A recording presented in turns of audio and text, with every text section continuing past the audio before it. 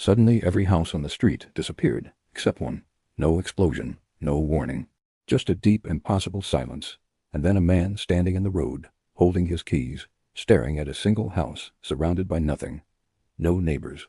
No sidewalks, no sky, just gray, stretching forever. The house looked normal. Too normal. White paint. Neat porch. Lights on inside, like it was expecting company. He ran, screamed. No echo came back.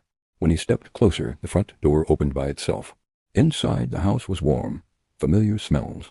His childhood song playing softly from a radio he didn't remember owning.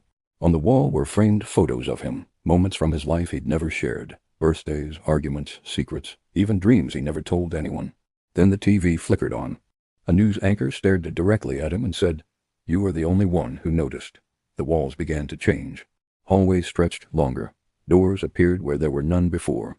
Every room replayed a version of his life, mistakes looping on repeat, regrets whispering from the ceiling, voices asking the same question. Why did you survive? He tried to leave. The front door now opened into a bedroom. His bedroom. On the bed was someone sleeping, breathing, alive. It was him, older, paler, eyes sunken like he hadn't slept in years. The man on the bed opened his eyes and smiled. "I've been waiting for you," he said. "The house needs one of us." That's when the truth hit. The house wasn't spared. It was chosen. Every time the world reset, one house remained and one person was trapped inside to remember everything, to hold the weight of what was erased. The older version stood up, suddenly weak. "My turn is over." The walls began to close in. The younger man screamed as the house sealed itself around him, memories flooding his head, countless worlds before this one, countless versions of himself before now.